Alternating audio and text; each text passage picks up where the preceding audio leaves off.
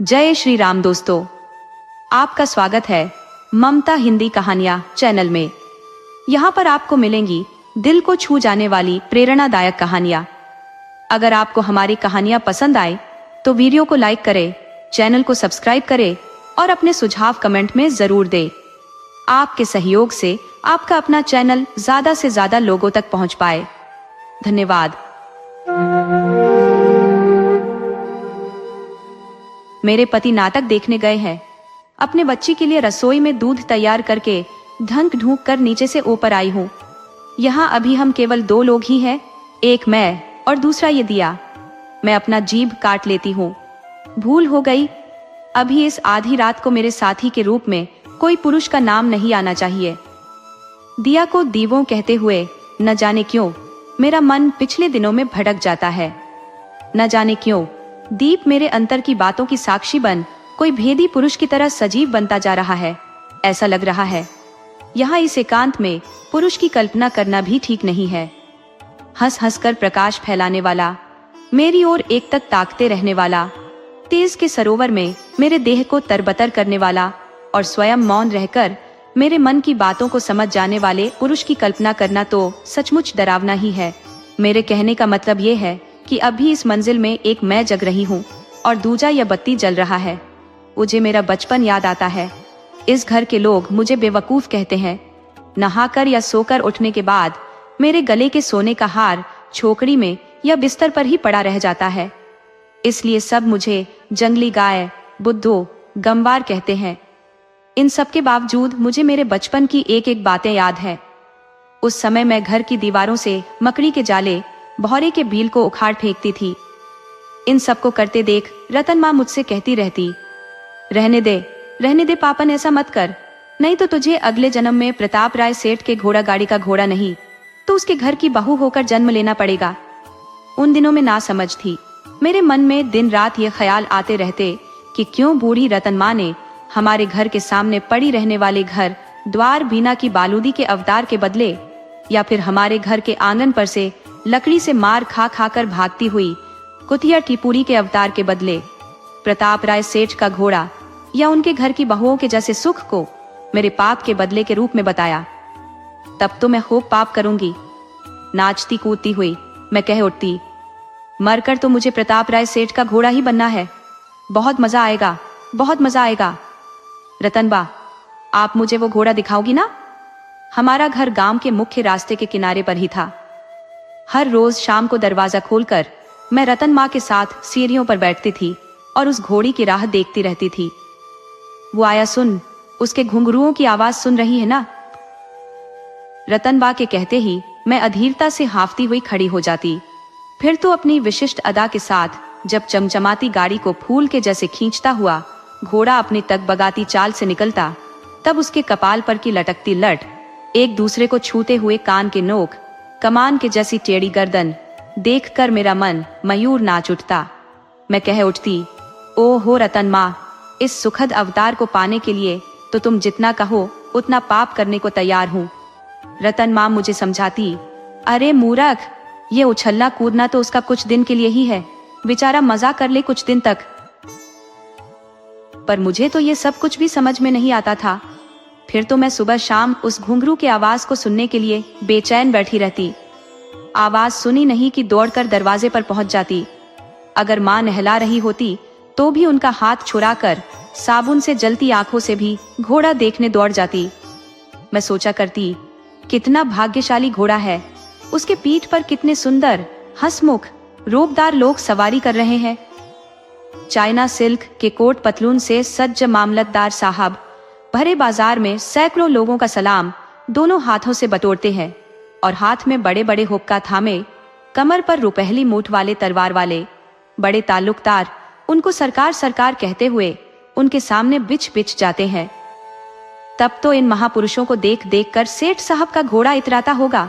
हर गाड़ी के समय पर स्टेशन जाकर कलेक्टर साहब से लेकर अव्वल दर्जे के कर्मचारी और माननीय पैसेंजरों को चाय नाश्ता पहुंचाने वाला ये घोड़ा दिन भर में जब भी निकलता, तब मैं दरवाजे से बाहर निकालकर जरूर उसे देख लेती। और जब रात के 12 या 4 बजे की गाड़ी के लिए वह रबर टायर वाला गाड़ी को खींचता हुआ अपनी चाल की प्रतिध्वनि को गलियों में गूंजाता हुआ जोश के साथ निकलता, तब मैं नींद में से जग जाती। अगर नींद नहीं खुलती तब तो मेरे सपने में वह घोड़ा जरूर आता। बाजार में भी अनेक बार सेठ साहब को बोलते हुए मैंने सुना। हमारे घर अगर कोई अतिथि आया हुआ होता तो सेठ जी तुरंत पिताजी से कहते, जरूरत पड़ने पर मेहमानों के लिए घोड़ा गाड़ी मंगवा लेना, हमें रैर मत समझना। घोड़ा बंधा बंधाया पड़ा रहे तो किस काम का? जरूरत के वक्त भाइयों के काम नहीं आए तो इसकी क्या सार्थकता है? मैं सोचती, अरे वाह, कितना लाडला और सम्मानित घोड़ा है। खड़े खड़े ही मुंह की लगाम को चबा रहा है, और वह भी चांदी का। मक्खी से बचने के लिए पूरे शरीर पर झालरदार जाली लगाया है। जिनके घर के घोड़े इतना भाग्यवान है, उनके घर की बहुएं कितनी लाड़ से रहती होंगी। पायल झनकाती सुंदर वस्त्राभूषणों से लदी रहती होगी। उनको देखने की मनोकामना भी मेरी पूरी हो गई। एक दिन हमारे घर के नजदीक वाला रास्ता इतना संकरा है कि आमने सामने से आने वाले बैलगाड़ियां अगल बगल से निकल ही नहीं सकते। उस दिन दोपहर के 12 बजे एक साथ 7 बैलगाड़ियों का जमघट उस रास्ते पर लग गया। गाड़ियों पर रुई के गट्ठे लड़े थे। नकाबधारी 7 गाड़ी वालों के चेहरे पर रास्ते के धूल की परत चढ़ गई थी। 7 जन बैल के पुंछ को मरोड़ मरोड़ कर बाजार के चढ़ाव को पार करने का प्रयास कर रहे थे। बैलों के कंधे छिलकर लहूलुहान हो रहे थे। एक गाय दबाव में आ जाने के कारण दुकानदार उन 7 में से एक गाड़ी वाले को घसीटकर गाली देकर मारपीट करने लगे। दूसरे गांव के गाड़ा वाले इन व्यापारियों के साथ कुछ देर तक मस्ती मजाक करते रहे, थोड़ी लाचारी जताते और कुछ देर तक आपस में अंदर ही अंदर लड़ाई झगड़ा कर रहे थे। उन लोगों को तो पता ही था कि गाय के दबाव में आने का असली जिम्मेदार कौन है, पर इस लड़ाई झगड़े गाली गलौज से अगर कोई खुश हो रहा था तो वह मैं थी। 8 साल की लड़की अपने घर के चबूतरे में बैठी थी।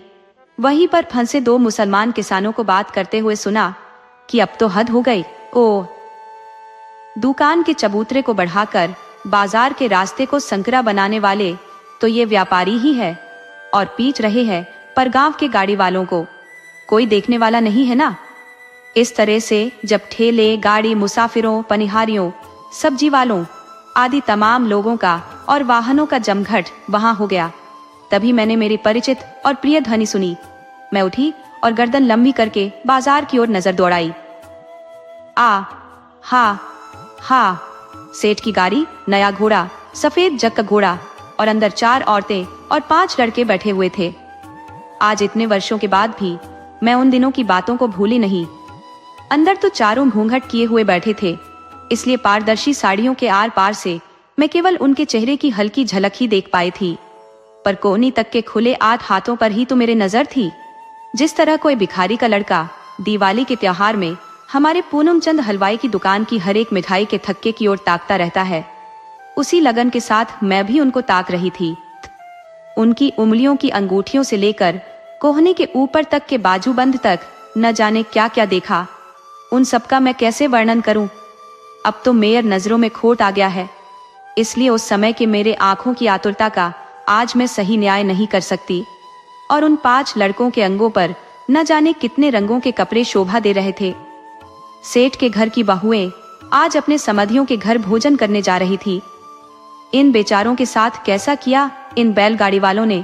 लोग इस तरह की अनेक बातें करने लगे थे। इतने में कोचमैन ने रास्ता रोकने वाले गाड़ा वालों को 2-4 गालियां देकर गाड़ी को पीछे ले लिया।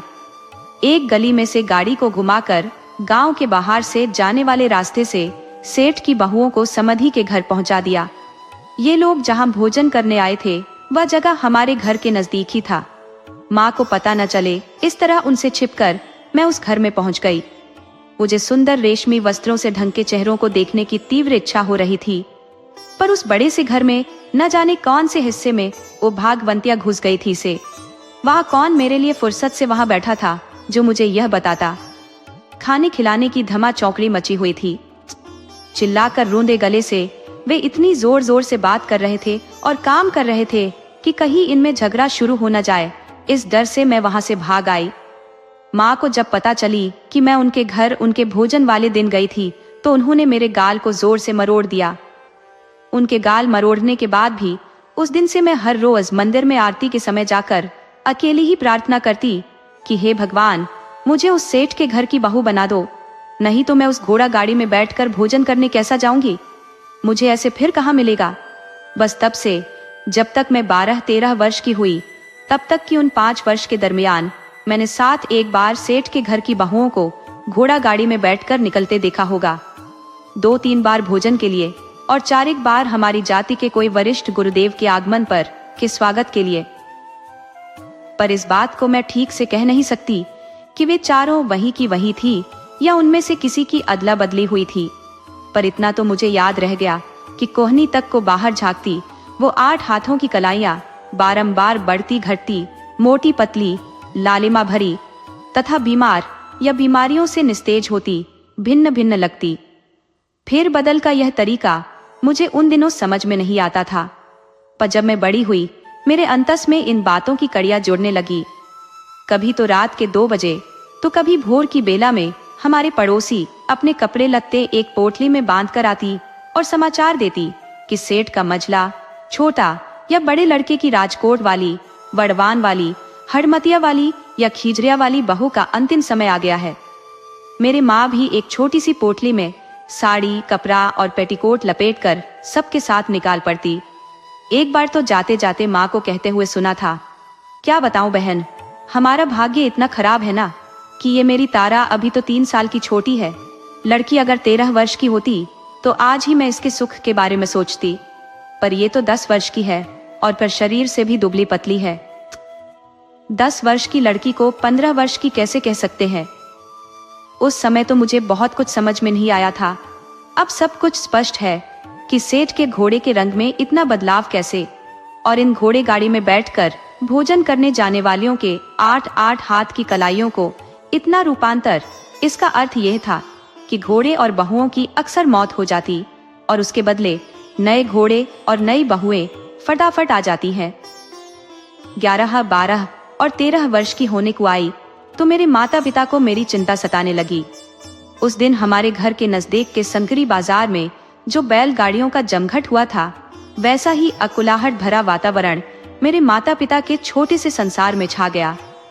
न जाने क्या हुआ कि अचानक मेरा शरीर निखारने लगा, कितने गुप्त झरने रोम रोम से फूटने लगे।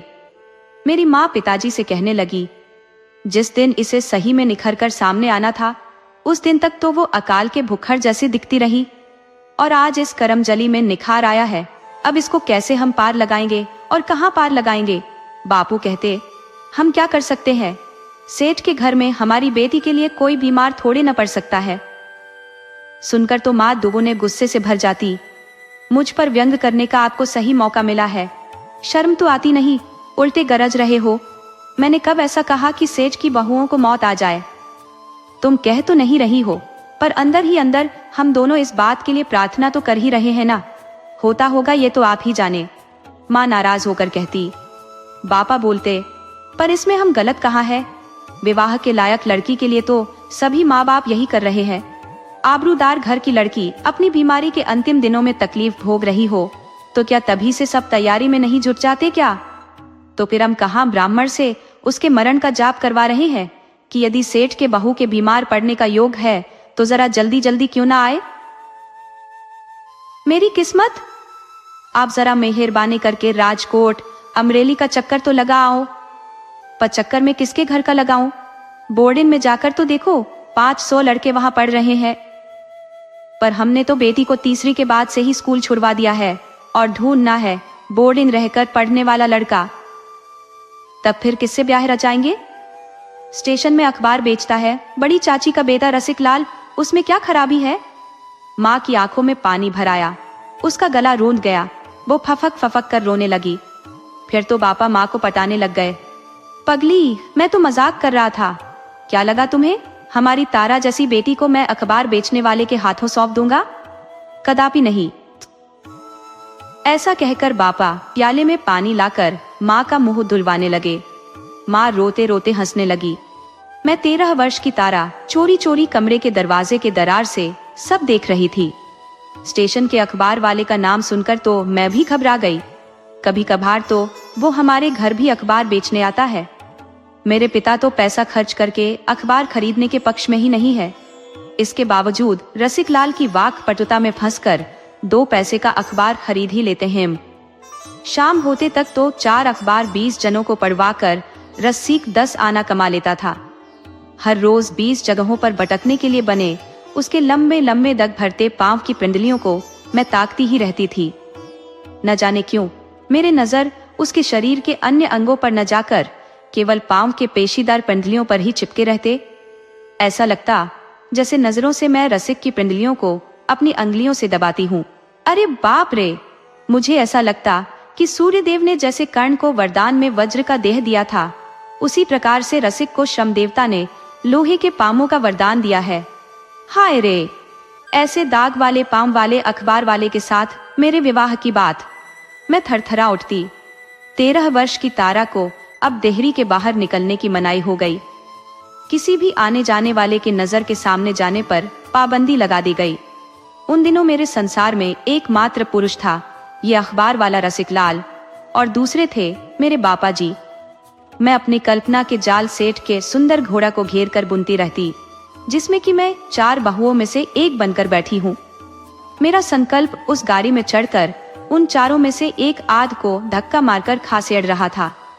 सेठ के सबसे छोटे बेटे दूसरी बार की ध्रांगध्रा वाली बहू को जैसे मैं आंखें दिखाकर कह रही थी, चलो अब उठो तो सही, 3 वर्ष तो हो गए तुम्हें आए हुए। सर्दी ने तो तुम्हें जकड़ रखा है, रात को हल्का हल्का बुखार भी चढ़ता है, तो फिर अब सीधे तरीके से उठो, उठकर मेरे लिए जगह बना दो। मुझे उस दागदार पैर वाले रसिक से शादी नहीं करना है।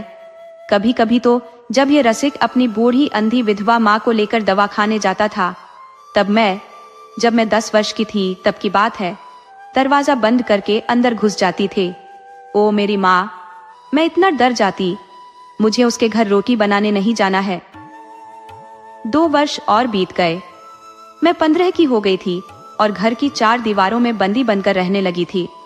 उन्हीं दिनों मेरे माँ की और शायद मेरे बापा की भी संयुक्त प्रार्थना के प्रताप से सेठ के घर में आदकोट वाली बहू के अंतिम समय का समाचार आया। 6 महीने तक रोज रोज 15-15 दिनों तक लोग बीमार की खबर पूछने आने लगे। लगातार रेलगाड़ी के समय अनुसार घोड़े गाड़ी के घुंघरुओं की आवाज सुनाई देने लगी। आधी रात को या भोर की बेला के थरथराती ठंड में जब मैं कमरे के बिस्तर में सो रही होती, तब मेरे कान मेरे प्रिय घोड़े की चाल पर लगे रहते। खट खट खट, जैसे कोई भूत गलियों में चहलकदमी कर रहा हो, जैसे आदकोट वाली बहू का काल उसके अंतिम समय के लिए टहल रहा हो। घोड़े के शरीर पर चाबुक की मार पड़ती और उसकी सनसनाहट मेरे कंबल को भेद कर मुझे सुनाई देती। बीमार के लिए मुंबई फ्रूट की टोकरियां आती, उसे लाने के लिए भी गाड़ी ही जाती। वैद्य डॉक्टरों को लेने छोड़ने के लिए, परी तालाब के सैर कराने, शहर में घूमने घामने के लिए गाड़ी ही खड़ी रहती। ये 6 महीने तो सेठ के घर में मधुमास के उत्सव जैसा माहौल रहा। एक दिन इन सब जद्दोजहद से आटकोट वाली मुक्त हो गई। मैं अपनी ऊपरी मंजिल की दरार से सेठ के दूसरे नंबर के बेटे को अपनी पत्नी की मौत के 5वें दिन ही पान चबाकर जाते हुए देखा। उसी क्षण मुझे पीछे से क्या पता किसने धक्का दिया और खिड़की का आधा पल्ला खुल गया।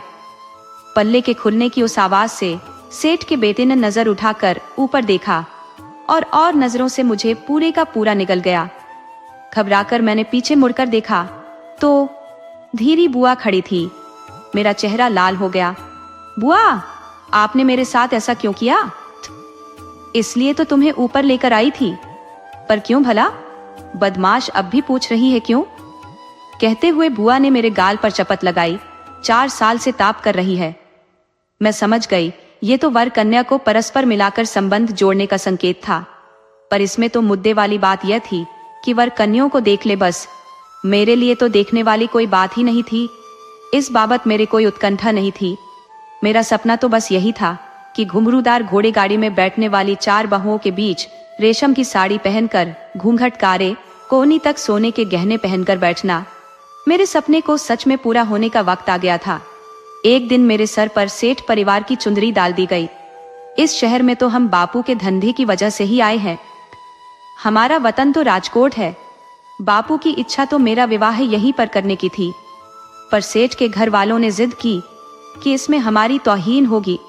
राजकोट शहर क्या कहेगा? कहेगा कि रेल भाड़े के दर से अथवा तो राजकोट के महाजनों का कर चुकाना पड़ेगा। इसी डर से या लालच में पड़कर वहीं के वहीं निपटा दिया। ऐसी 2-3 घरों में बैठी हुई औरत जैसे नहीं करना है हमें। हम अपनी शान के साथ बारात लेकर आएंगे। अगर इससे आपका खर्चा ज्यादा हो रहा हो तो आप खुशी से हमारी ओर से 500 रुपए खर्च कर लीजिएगा। इन सब बातों को सुनकर बापू का सर फटने लगा, पर माँ के दिए गए तानों से डरकर मौन हो गए। थोड़े में कहना हो तो हम राजकोट आ गए। वहां बड़े धूमधाम के साथ बारात का आगमन हुआ। शहर के चारों बैंड बुलाए गए। बारातियों के लिए मोला शाक, घी के मोन वाली रोटी, गला भात, टंडलिया की भाजी, काली मिर्च का भूक्का, सुंठ, दूध वाली चाय आदि विशिष्ट स्वाद वाले व्यंजन बनाए गए। सभी के शौक और तबीयत का ख्याल रखने में मेरे माँ 3 दिन तक अकेले ही सब संभालती रही। पर एक दिन तुरई की सब्जी ने सब किए कराए पर पानी फेर दिया। वह न मिली तो न मिली, जामनगर तक भी नहीं मिली, और इस बात ने पूरे कार्यक्रम का सत्यानाश कर दिया।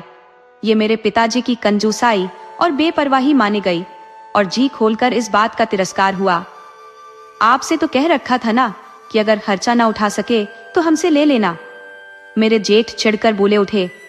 फिर भी तुम्हारा स्वभाव तुम्हारे जात पर चढ़कर बोला, सेठ, जो 6 बेला हमारा सत्कार न कर सके उनकी बेटी हमारे घर आकार क्या सुख देगी? जुबान संभाल कर बात करो सेठ। मेरे पिताजी का मिजाज छिटक गया। आपकी साहूकारी आपके घर में रखिए। अरे अरे अरे करते हुए कुतुबजन संबंधी गांव के लोग और खासकर जिनकी बेटियों के बदले में मैं इस सौभाग्य की भागीदार बनी थी, उस सब ने आकार मेरे पिताजी के जुबान पर हाथ रख दिया।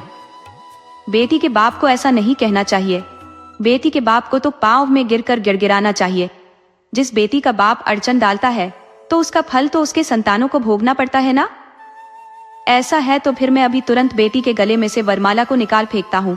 मुझे इसका कोई रंज नहीं। अरे ऐसा नहीं कहते सेठ। मेरे पिताजी को सब समझाने लगे। विवाहित कन्या तो सड़े हुए अनाज के जैसी है। भाई, पगड़ी उतार कर समधि से माफी मांगो। मुझे पगड़ी नहीं उतारना है। फिर तो उसकी ओर से हम सब उतारते हैं सेठ। गांव के लोग, खासकर वो लोग जिनकी पिता के बेटियों का भाग्य मैंने छीना, अपनी अपनी पगड़ी उतार कर सेठ जी के पांव पड़ गए। बोले, ये तो छोटा है पर हम बड़े बूढ़े बैठे हैं ना, राजकोट की लाज हम ऐसे नहीं जाने देंगे। हम माफी मांग रहे हैं। ये सब देखकर मेरे पिताजी आपे से बाहर हो रहे थे। सेठ जी ने उदार बनकर जवाब दिया, मेरे मन में तो इस बात का कोई मेल नहीं है, पर हमने कुल का ध्यान नहीं रखा, हमारी बराबरी का ख्याल नहीं रखा। बस केवल कन्या की तारीफ सुनकर ही हम बहक गए। इसीलिए हमें शुरू से ही ये सब झेलना पड़ रहा है। हमें इस बात का कोई गम नहीं। अगर हम अपना मन खुला न रखे तो व्यवहार कैसे करेंगे? हमारे पिछले जन्म के कर्म, पर इस बात का कोई गम नहीं। इंसान अपने बराबर के लोगों में खानदान देखकर बात चलाते हैं तो वो अकारण ना ही ना। फिर भी कोई बात नहीं। दाऊद। भोजन के बाद मैं और माँ ने भीतर के कमरे में बैठकर इस झगड़े को सुना। मेरे माँ रोती रही। मैं रोने रोने को हो गई।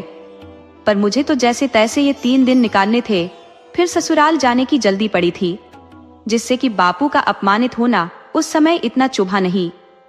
फिर तो मेरी माँ बाहर निकली और समधि के सामने आंचल फैला दिया। फिर मुंह में छपटी धूल लेकर माफी मांगी। शाम को लगभग 20 प्रकार के अलग अलग व्यंजन बनाकर कब्ज से पीड़ित, बीमार, हरस के रोगी, गर्मी से लाचार लोगों की सार संभाल की। देर रात को डॉक्टर की जरूरत महसूस हुई। माँ ने हमारे संबंधी लल्लू भाई डॉक्टर को गाड़ी भेजकर बुलाया, पर मेरे जेठजी लल्लू भाई डॉक्टर को खादी के कपड़ों में देखकर चीर गए। बीमार को देखकर लल्लू भाई डॉक्टर ने मुस्कुराकर कहा, इन्हें कुछ भी नहीं हुआ है। आप नाहक घबरा गए, पेट में गैस बन गया है। उनकी बातों को सुनकर बाराती नाराज हो गए। ये आपके बस की बात नहीं है, कहकर लल्लू भाई को उन्होंने वापस लौटा दिया। इतने में जेठजी चिल्लाए, क्या राजकोट में कोई गोरा डॉक्टर नहीं है? मेरे माँ ने तब 15 रुपए फीस देकर मेजर फेन फैनी को बुलवाया। उन्होंने रोगी की जांच की। आधे घंटे तक कभी उल्टी लेटाई तो कभी सीधी, कभी दाहिनी ओर तो कभी बाईं ओर। फिर पेट, आंख, कान, नाखून, गला, शरीर के सभी अंगों की जांच की। फिर गंभीर मुद्रा में जानकारी दी कि पूरी रात यहाँ पर एक नर्स को रखना पड़ेगा। अगर ध्यान नहीं रखा गया तो ये केस अंतड़ियों के सड़न का रूप ले लेगा। दोष तो इसमें खुराक का ही है ना साहब? जेठा जी ने पूछा। बेशक, खुराक और पानी। फिर जब मेजर फिन फेने की मोटर लौट गई तब सभी उल्लासित हो उठे। पूरी रात एक ख्रीस्ती नर्स को वहां रखा गया, बेशक हमारे खर्चे पर। इस पूरे समय के दरमियान मेरे बापू एक कमरे में सोए रहे। अंततः मैं ससुराल पहुंची। रास्ते भर मेरे बापू की नालायकी पर बातें होती रही। ठट्टा मस्कारी, रोष और धिक्कार ही मुख्य विषय था। मेरा चेहरा घूंघट में होने के कारण वे लोग और जोर जोर से मेरे अभिमान पर चोट कर रहे थे।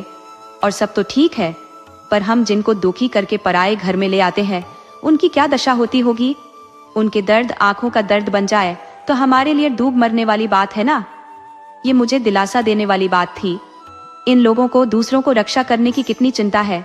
मैं कितनी स्नेहशील परिवार में जा रही हूँ। विवाह की पहली रात। उन दिनों की बातों को मैं अपनी प्रिय सहेली से एक शब्द भी नहीं कह सकती, पर आज ऐसा लग रहा है कि इस पर एक पूरी पुस्तक लिख लूं। पर नहीं, उस रात के 3 प्रहारों को तो शब्दों में उकेरने जैसा नहीं है।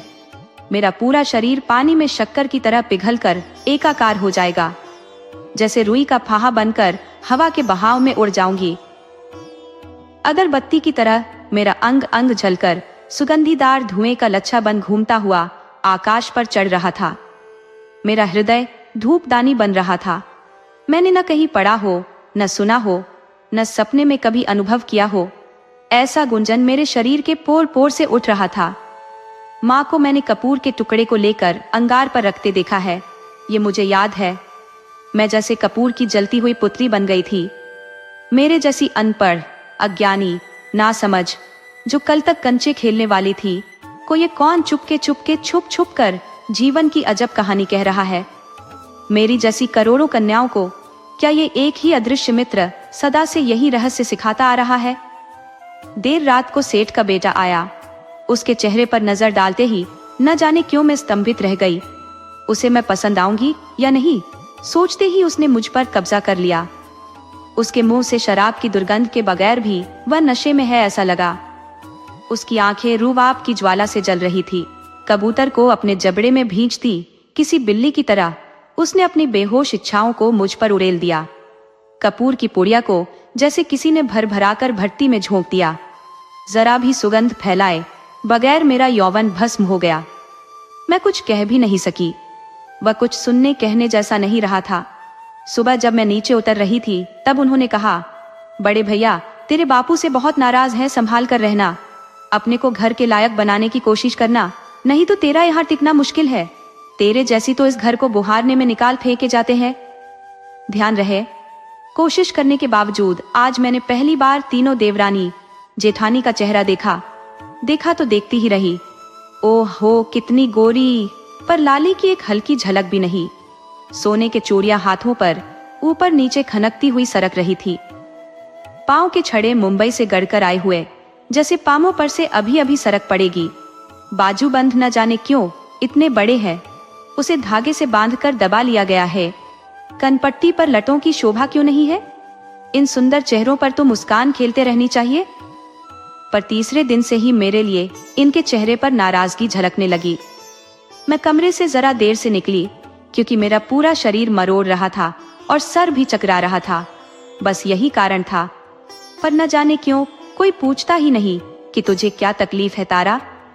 मैं आलसी भी नहीं, कामकाज से जी भी नहीं चुराती हूँ, पर मेरे शरीर के जोड़ न जाने क्यों टूट रहे हैं।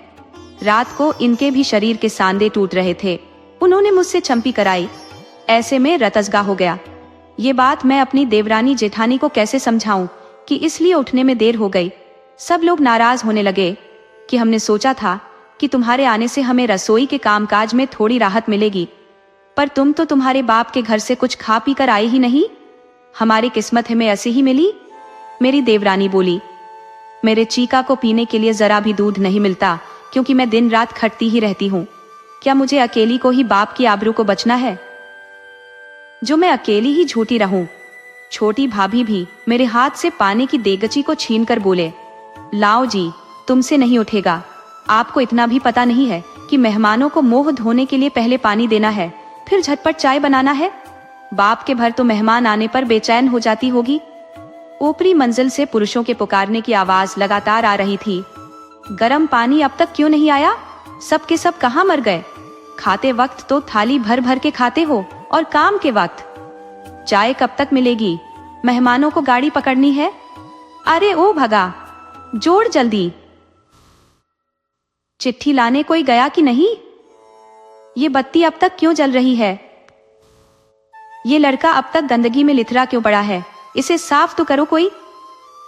दोपहर की गाड़ी से चतुर्भुज होमाशा वाला आ रहे हैं। उनकी रोटी के लिए आटा बचाकर रखना। कल दही चटनी में धनिया की पत्ती क्यों नहीं डाली? किसी का ध्यान रहता है कि नहीं इस ओर? सब के सब साले अंधे। पुरुषों की जुबान से ऐसी और अनेक बातें लगातार सुनने में आ रही थी। तुरंत मुझे भाभी ने याद दिला दिया कि तारा दही चटनी तो कल तुमने बनाया था ना, इतना भी ध्यान नहीं रखा। धनिया पत्ती जैसी चीज आप चटनी में डालना भूल गई? पुरुषों के स्वभाव के बारे में तुम नहीं जानती क्या? या बाप के घर में कभी दही चटनी? आपके पांव पड़ती हूँ भाभी जी, मैं बोल उठी। आप मुझे जो चाहे कह ले, पर मेरे बापू को क्यों हर समय हर वक्त बात में लाती है? उन्होंने आप लोगों का क्या बिगाड़ा है? जैसे और सभी के बापू है, वैसे मेरे भी बापू है। मेरे आंखें लाल हो गई, फिर आंसू भर आए। मेरे नजरों के सामने मेरे बापू का चेहरा उभर आया और मैं उठकर रसोई घर से बाहर निकाल आई, मेरे आंसुओं को छुपाने। देवरानी जेठानी को लगा कि मैं नाराज हो गई। पीछे से उन्होंने क्या कहा मैंने सुना नहीं। मैं बरामदे के खंभे की आड़ में खड़ी थी। गाड़ी में जोता हुआ घोड़ा भी खड़ा था। वह मूक पशु बड़ी देगची पर पड़ी रात के चिपके दानों की ओर अपनी गार्डन बढ़ा रहा था। कुंडे में पानी पड़ा था, उसे पीने के लिए हिनहिना रहा था। रात को बहुत सर्दी पड़ी थी, इसलिए सयस उसे धार देने के लिए उठ न सका, ऐसा मुझे लग रहा था। मुझे लगा एक गट्ठी लाकर उसके मुंह के पास रख दूं। इतने में ही मेहमानों का दल धड़ाधड़ ऊपर से नीचे उतारने लगा और घोड़े को गर्दन लम्बते हुए देखकर बोले, ये 7वां बाला घोड़ा तो एकदम निकम्मा निकला। इसकी माँ तो थी असली चोटीला की, मस्त थी, पर बाप शायद मरियल था। घोड़े की बात की निंदा सुनने के बाद मुझे सुख का अनुभव हुआ। सुख इस बात का कि इस घर में मेरा एक सगा भाई है। अब मुझे मेरे बचपन की बात याद आने लगी कि हर रोज बरामदे में बैठकर मैं जिसकी नसीबदारी की तारीफ करती थी, वो घोड़ा ये घोड़ा नहीं है। चोरी छुपे न जाने कितनी बार मैं घोड़े को चना खिलाकर आती थी। चौकीदार के न होने पर पानी भी पिला आती थी। एक साथ 5 गट्ठे घास के भी रखाती। एक बार मेरे छोटे देवर नाराज होने लगे कि इस तरह से घोड़े को खड़ देकर कौन खड़ का नुकसान कर रहा है। मैं कांप रही थी, पर गुस्सा सईस पर उतारा गया और घोड़े के साथ मेरे भाई वाला संबंध गुप्त ही रहा। इस तरह से 12 महीने गुजर गए। एक बार रात की गाड़ी से 5 मेहमान आए थे। जामनगर से बेटी की सगाई के लिए एक दूजवर दूल्हे को देखने आए थे। घोड़ा स्टेशन जाकर उनको लेकर आया। शाम को हमारे घर में मामलतदार साहब के बेटे की शादी की खुशी में गांव के अधिकारियों का चाय नाश्ता का कार्यक्रम रखा गया। उन सब से निबटते ही अपने थके हुए शरीर के साथ नए मेहमानों के लिए आटा गूंथ कर चूल्हे में कंडे डालकर मेहमानों के उतरकर भोजन करने की राह देख रही थी। पर आते ही मेहमानों ने चाय पी ली थी, इसलिए भोजन करने के लिए उतरने में थोड़ी देर हो रही थी। बड़ी जेठानी पियर गई थी। छोटी भाभी चीका को लेकर व्यस्त थी। उसे सर्दी खांसी हो गई थी और लगातार रो रहा था, इसलिए उसे लेकर दूध पिलाने कमरे में बैठी थी। देवरानी की एक चोरी खो गई थी, इसलिए बत्ती जलाकर ढूंढ रही थी और नौकरों से पूछ परछ भी कर रही थी। चूल्हे के पास बैठे बैठे मेरी आंख लाग गई और अचानक कनपत्ती पर ताप लगते ही मैं जग गई। देखा तो चूल्हे की आग से मेरे एक तरफ की लट जल गई थी। अच्छा, ये हुआ कि लट जलकर गिर गई, पर अगर मैं जल गई होती तो क्या होता? इसी डर से रोटियां अच्छी बनी नहीं बिगड़ गई। मेरे पति को ऐसा लगा कि मेहमानों को भोजन में मजा नहीं आया। मेरे लट जलने की बात को सुनकर तो उन्होंने कुछ नहीं कहा, पर संबंधियों की पत्नियां इस बात को सुनकर हंसने लगी। वाह रे बहू, तुम तो गजब की निकली, तुम्हें तो जरा भी होश नहीं रहता। अच्छा हुआ बात इतने में ही निपट गई। घर बड़ा पुण्यवान है, अगर और ज्यादा हो जाता तो दुनिया वाले तो ऐसे ही बात बनाते ना कि पसंद नहीं थी ना, इसलिए जला दिया। फिर तो मुझे ऐसा लगने लगा कि अच्छा हुआ मैं बच गई। कुछ उल्टा सीधा हो जाता तो। गांव के फौजदार मेरे पति को कुछ उल्टा सीधा होने पर, लोग उल्टा सीधा होने पर अपने दुश्मनी निकालते हैं। पुलिस इनको बहुत हैरान करती। जैसे जैसे लोग घर में आते गए वैसे वैसे जेठ जी सबसे कहने लगे, कल तो भाई तारा बहू की दाहिनी कनपट्टी की लट जल गई चूल्हे में। सब जान गए कि मुझे झोंका आने के कारण ऐसा हुआ। सभी का यह कहना था कि ऐसे कुंभकर्ण जैसी सोने वाले के बारे में तो हमने कभी नहीं सुना। तो कोई मजाक करते हुए मेरे पति से कहते, भाई जवानी क्या भाग जाने वाली है जो रात रात भर जागते हो। इतनी क्या बातें होती है जो रात रात भर जागते हो। इतनी क्या बातें होती है, शादी को तो बहुत दिन हो गए, अभी तक बातें खत्म नहीं हुई, वगैरह वगैरह। या तो ठीक है, पर हर एक की जुबान पर एक ही बात रह रह कर आती रही कि ये घर के पूर्वजों का पुण्य है कि घर की बहू बच गई। ये घर तो पुण्य का स्तंभ है। मेरे मन में ये बात घुमड़ती रहती कि मेरे बापू का पुण्य या मेरे अपना पुण्य कहीं कुछ होगा भी या नहीं। दूसरे दिन मेरे जेठाजी ने कुत्ते को एक मन आटे की रोटी, कबूतरों को एक गुड़ ज्वार और बकरी को 10 सेर दूध की खैरात बांटकर गांव भर में जय जयकार कराया। मेरे कान के जले हुए भाग पर जो फोफले पड़ गए थे वह रात को पति की असावधानी के कारण फूट गए। दर्द से मेरा बुरा हाल था। सुबह दवाखाने जाने के लिए घोड़ा गाड़ी नहीं मिली, फेरे में गई थी। तीसरे दिन मैं दवाखाने गई तब डॉक्टर साहब ने बड़े ध्यान से मेरा निरीक्षण किया। डॉक्टर के व्यवहार से मैं धन्य हो गई। मुझे ऐसा लगा कि मैं भी ध्यान देने लायक, नाजुक स्पर्श की हकदार, कोमल शब्दों से पूछने बात करने के योग्य हूँ। मुझे देखकर किसी की आंखों में स्नेह के भाव उभर कर आ सकते हैं। ये मैंने पहली बार जाना और इसी दिन जाना। मेरे कनपट्टी के घाव को देखकर ऐसी बेवकूफी और बड़ों के पुण्य से बची ऐसा न कहने वाले ये पहले इंसान थे। कोई फिक्र की बात नहीं बहन, ठीक हो जाएगा, थोड़ा सा ही है, मीट जाएगा। पर हुआ क्या था। पर तुम तो बड़ी सचेत रही, सावधान रही कि सुध बुद्ध खोए बगैर एकदम से उठ खड़ी हो गई और घबराए बगैर बालों को मसड़ डाला। शाबाश, वाह, मैं अब तुम्हारे जख्म पर दावा लगाता हूँ। तुम कितनी सहनशील हो, दर्द के मारे सीसकार भी नहीं भर रही हो।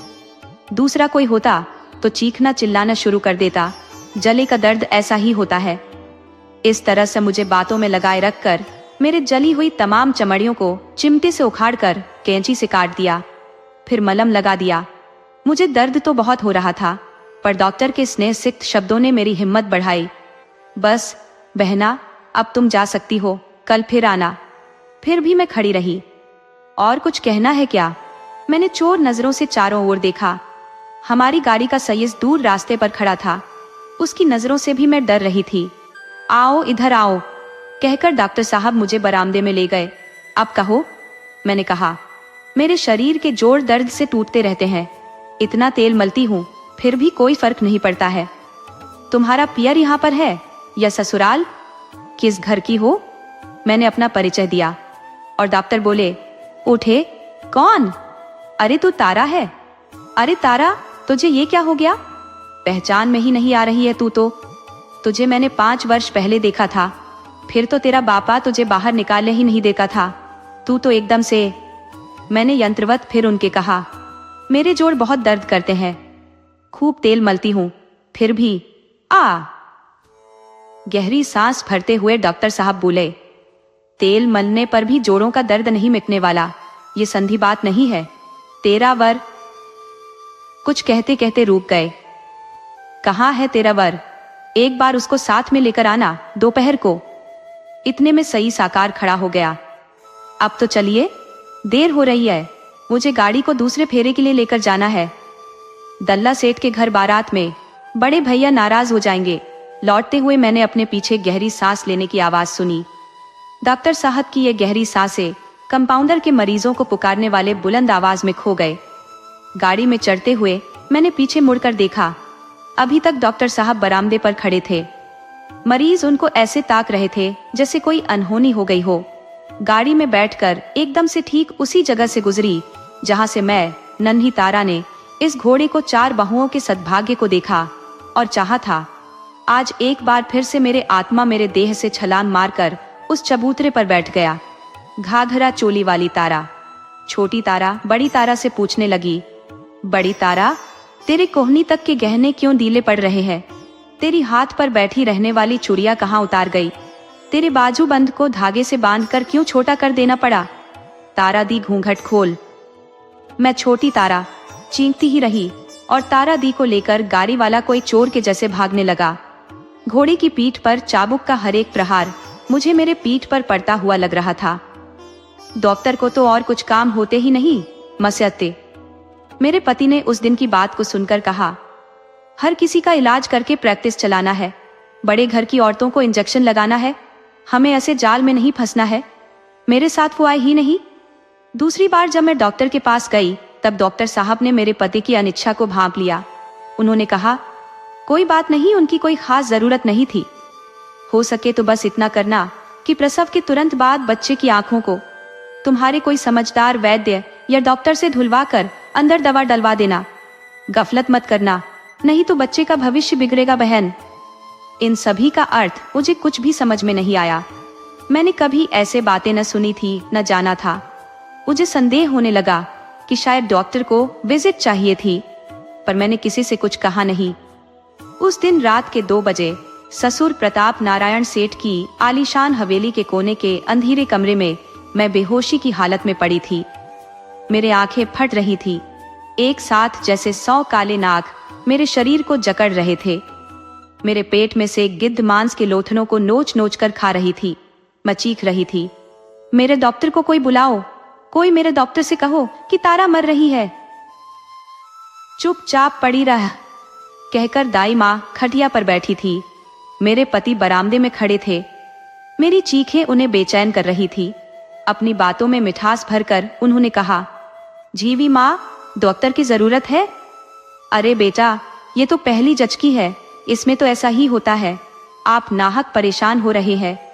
12 घंटे में बेहोश रही। कहते हैं कि मेरे मुंह से बार बार झाग निकल रहा था।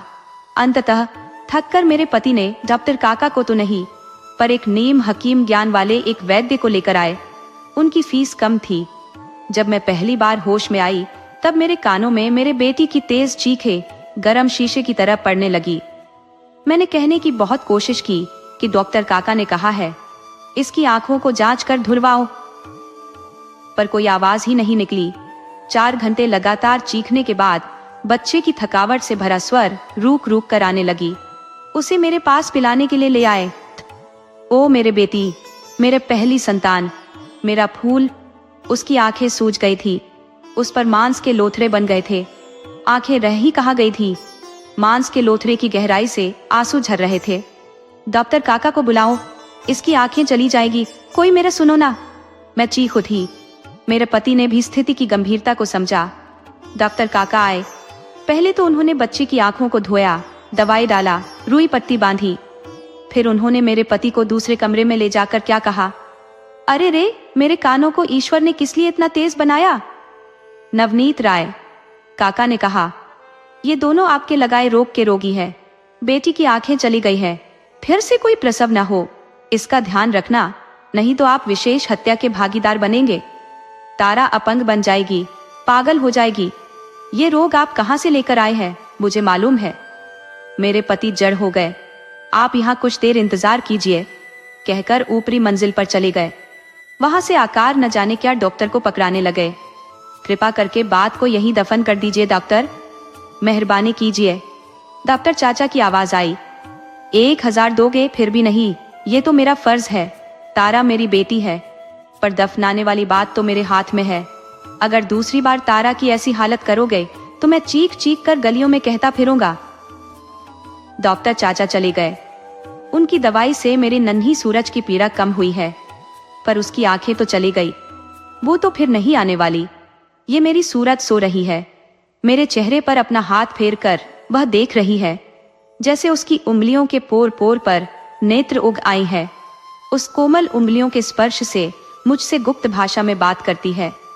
आंख बिना की मेरी सूरज अपनी उंगलियों के स्पर्श से मेरे गाल पर, स्तन और पेट पर जो संगीत बाजा रही है, उसकी बराबरी किसी गवैये की रागिनी, किसी दिलरूबा का सुअर किसी श्री कृष्ण की बांसुरी से आ सकती है क्या?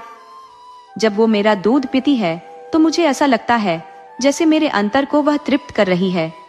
लोग चर्चा करते हैं कि बहन, ये ससुराल बहुत पुण्य वाला है, माँ बेटी दोनों बच गई। इन दोनों ने तो भरपूर पाप किए पर पूर्वजों के पुण्य से बच गए।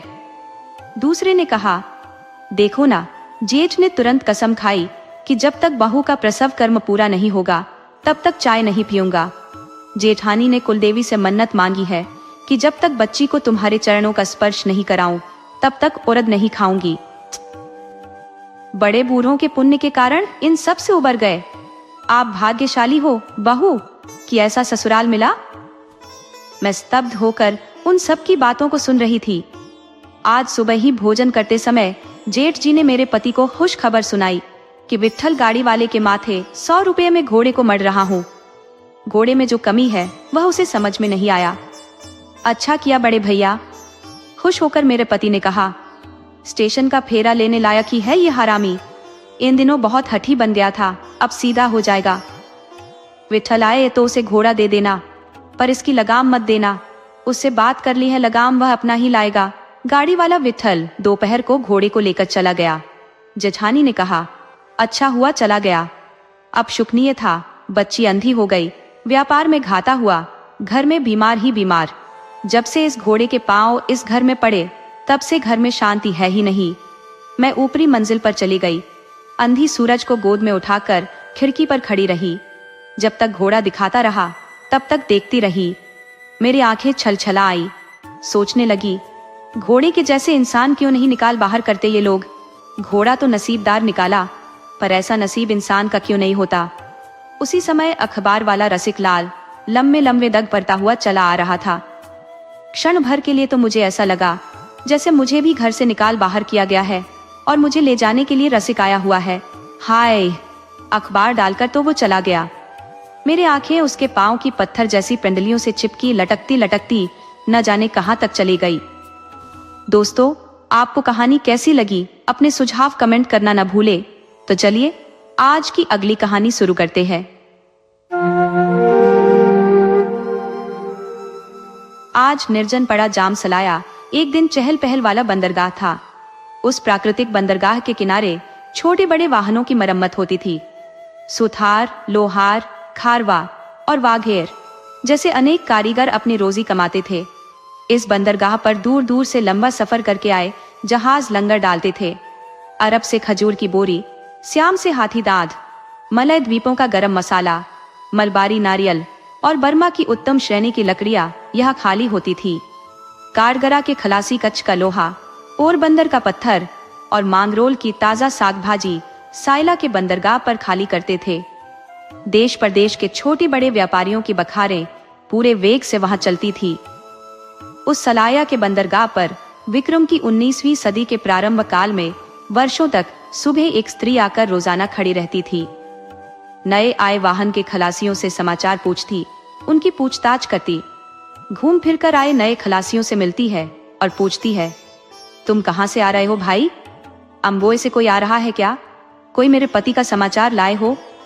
तुम्हारे पति का क्या नाम है बहन? महिला उस सवाल से शर्मा जाती है। चारों तरफ नजर दौड़ाकर लज्जा और मर्यादा को संभाल लेती है। फिर जवाब देती है, उनका नाम जमुना दास है। जब गए तब सब उन्हें जमुना कहते थे। नहीं बहन, हमें कोई पता नहीं है, हम तो बीच रास्ते में से आ रहे हैं। महिला लंबी सांस लेती है। आंख में आए आंसुओं को पहुंचकर निराशापूर्वक सिफारिश करती है, भाई तुम अम्बोए जाओ, तब थोड़ी खोज करना ना, अपने लोगों से सिफारिश भी करना, इस गरीब बहन का इतना काम करना।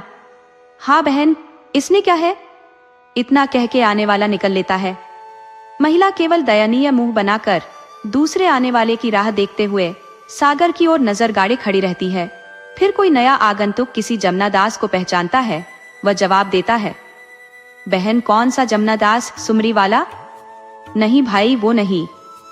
तब खंभालिया वाले भवान भीमजी वाले ना? नहीं भाई, वो नहीं है। वह तो सेठ आदमी पसा प्रेमचंद वाले है। हम तो पड़ाना के नागौरी गरीब आदमी है, हमारा कोई व्यापार धंधा नहीं है। नवा आगंतुक महिला का कोमल और दयनीय चेहरा देखता रहता है। विवाहित होता है तो उसकी वेदना हृदय को छू जाती है। कुंवारों के लिए इस स्त्री को देखकर माता का प्यार याद आता है।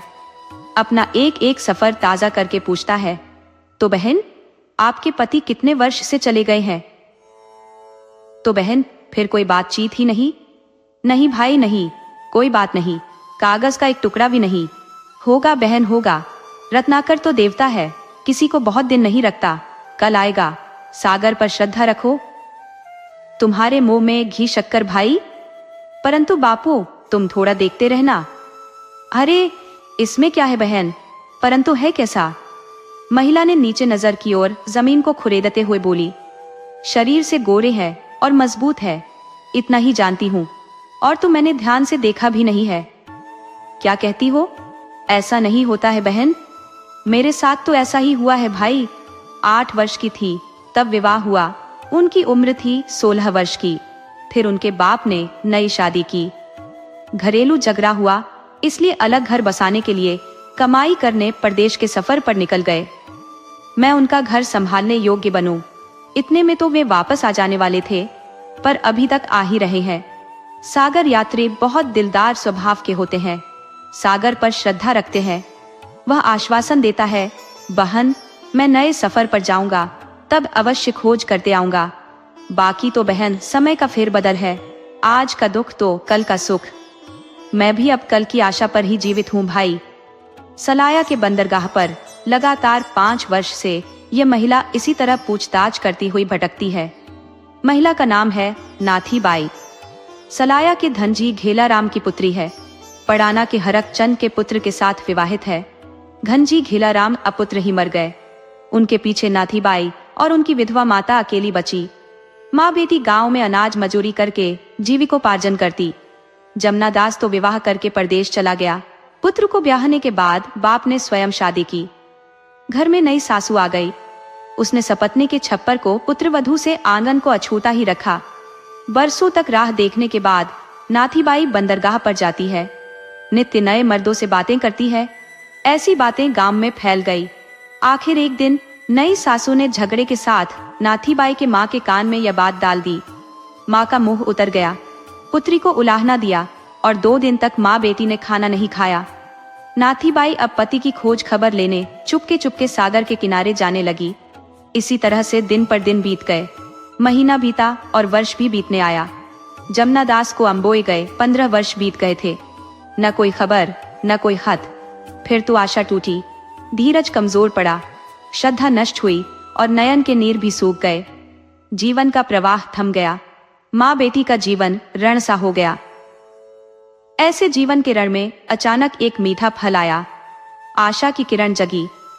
एक दिन सुबह के पहर में एक वाघेर नातीबाई का घर पूछते हुए आया, क्या बहन, अब तो सागर किनारे नहीं आती है? 2 दिन राह देखा, तू नहीं आई, इसलिए आज मैं आया हूँ। नाथीबाई ने वाघेर के सम्मुख देखा। इस वाघेर को उसने 7-8 बार देखा था और पूछा था कि क्या भाई, है कोई समाचार? उसे याद रखकर वाघेर आज कहने आया है कि समाचार तो है बहन, परंतु अच्छा नहीं है। तू रोज कहती थी, इसीलिए याद करके मैंने अम्बोए में पूछताछ की। आखिरकार पता लग गया है। वह जमुना दास तो कुर्जी पारिख में था, वही ना? गोरा मोटा चेहरा, गोरा शरीर और दोहरी काठी का। पुत्री को तो इतना बारीक अंदेशा याद नहीं था, परंतु माँ ने हामी भरी। तब तो बहन आज से 7 वर्ष पहले अपने सुंदर जी का वाहन वतन वापस आ रहा था। उसे चीन के लुटेरों ने पकड़ा था, साथ में वह भी पकड़ा गया है। चीनियों ने आज से 7 वर्ष पहले एक बयान खत अम्बोए भेजा था, उसमें उसका नाम है। लगभग 30 आदमी पकड़े गए थे। तो भाई, आबू वाला बंधक की रकम तो नहीं देंगे, पर यह समाचार भी नहीं देंगे? बहन, आबू में तो हमारा आना जाना कम है। एक वाहन द्वारा खबर भेजा था, वह वाहन रास्ते में खो गया। पेशगी कितनी है भाई, और वे अभी है कहाँ? पेशगी तो सबकी मिला के 40,000 कोरी, अकेले जमुना दास का 6,000 कोरी जितना है। सभी को द्वीप पर रखा है। ये द्वीप अम्बोए से 150 कोस दूर मध्य समुद्र में है। वहाँ समुद्री लुटेरों का ठिकाना है, ऐसा समाचार मिला है। समाचार देकर वाघेर चल देता है। बहुत मेहरबानी की है आपने भाई, आपने इतनी मेहनत करके समाचार प्राप्त किया है।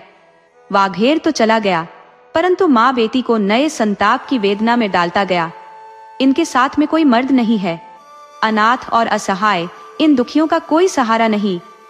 कहाँ अम्बोय, कहाँ समुद्री लुटेरे और कहाँ सलाया। माँ ने कहा, जमुना दास के बाप हरखचंद को समाचार तो दे दे, पढ़ाना। अरे बाप को परवाह होती तो ऐसे ही 15 वर्ष बीतते क्या। ये आशा निरर्थक है माँ। नाथीबाई पूरे दिन भटकते भूत की तरह घूमती रही। उसका हृदय किसी अनजान वेदना से विदीर्ण हो गया। कहाँ जाऊं, किससे पूछूं?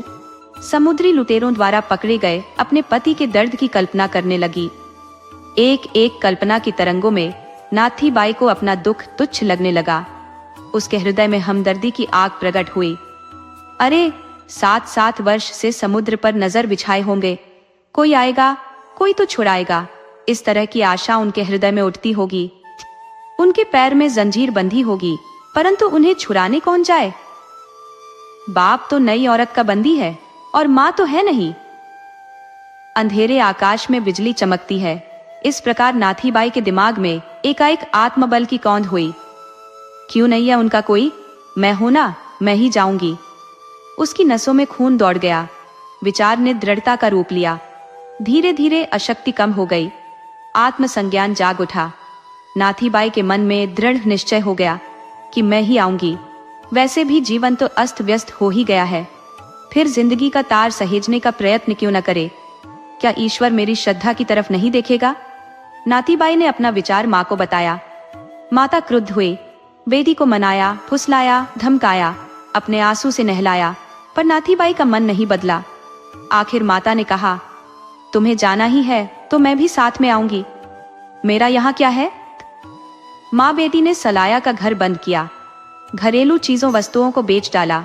उन्होंने स्त्रीधन को नकद में बदला। नाथीबाई ने 3000 कोरी का जुगाड़ कर ली। एक अगुआ सेठ के पास माँ बेटी अपनी बात करने के लिए गईं। आबू का व्यापारी बात सुनकर बोला, बहन तुम्हारे लिए 3 तो क्या 30,000 कोरी खर्च करने को तैयार हो, परंतु चीनी बेईमान है, विश्वास करने जैसा नहीं है।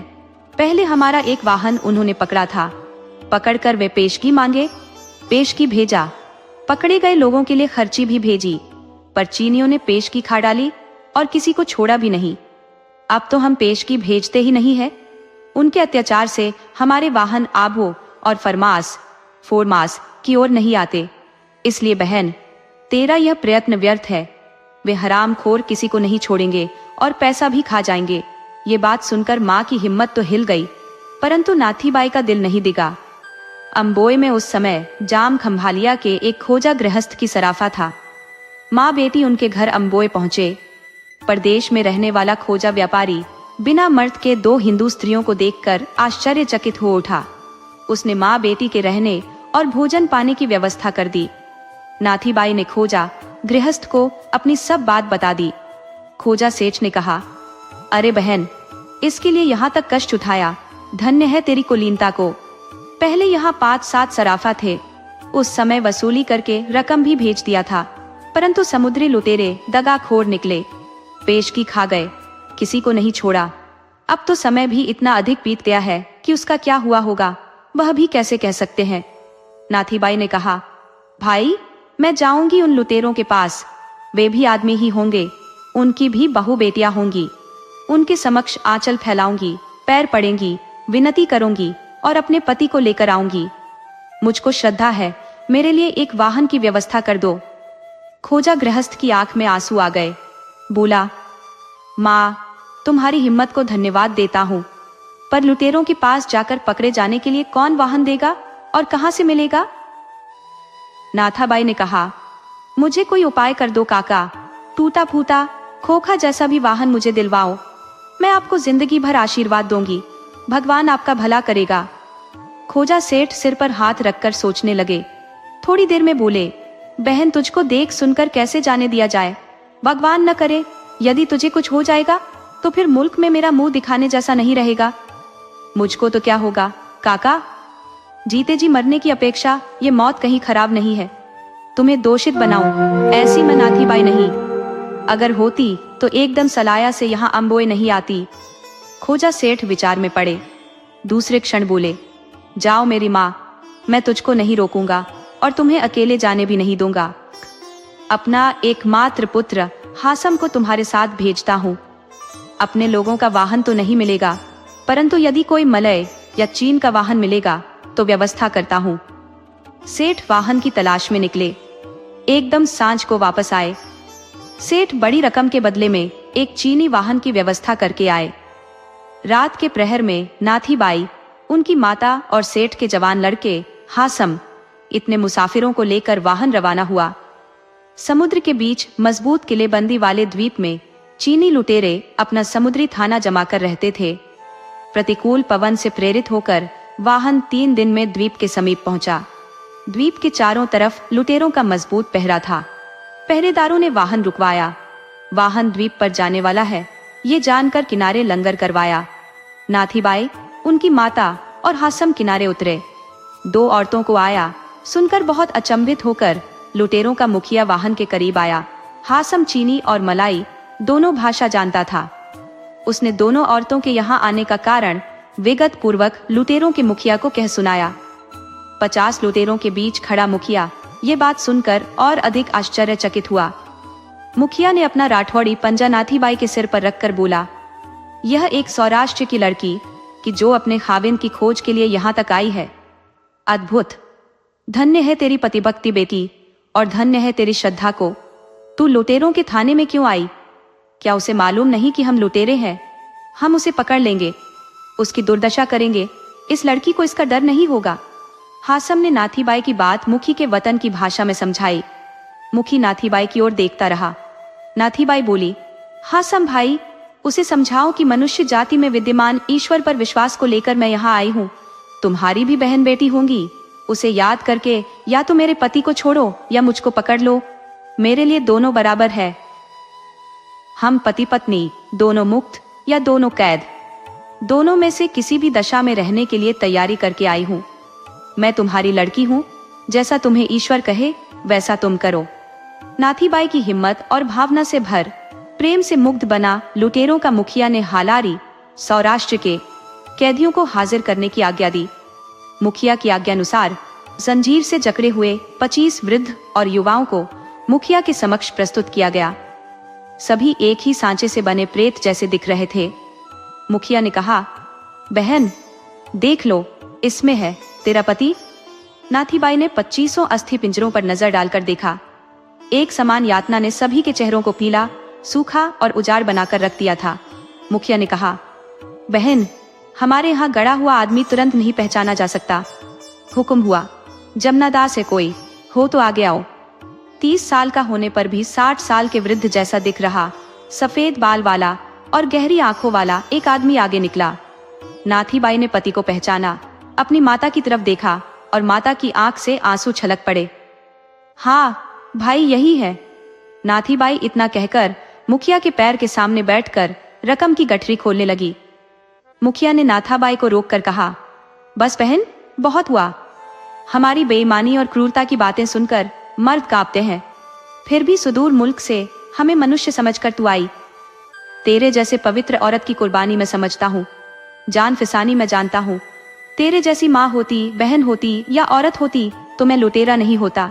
इसलिए पुत्री, ये रकम अपने पास रख और ले जा अपने खाविंद को। मैंने उसे दुखी किया है, तू उसे सुखी करना। बहन, तुझको नहीं देना है, मुझको तेरे जैसी नेकपाक बेटी का दर्शन हुआ। तू मुझसे कुछ मांग ले। चारिस। नाथीबाई लुटेरों के मुखिया के सम्मुख झुक गई और सविनय मांग की कि ये सभी मेरे देश बंधु हैं, इन सभी को मुझे दे दो। ले जाओ माँ, ले जाओ। मेरा वाहन तुम सभी को पहुंचा आएगा। इसमें सभी की माताएं और पत्नियां होंगी, उन्हें सौंप देना। मुखिया ने सभी कैदियों को बंधन मुक्त करने की आज्ञा दी। आंसू से भर गदगदित कंठ से नाथीबाई ने विदाई ली। एक फौलादी राक्षस जैसे आदमी के हृदय को पिघलाकर 3 परदेसियों के साथ आया हुआ जहाज 30 मुसाफिरों को साथ लेकर नाथीबाई वापस हुई।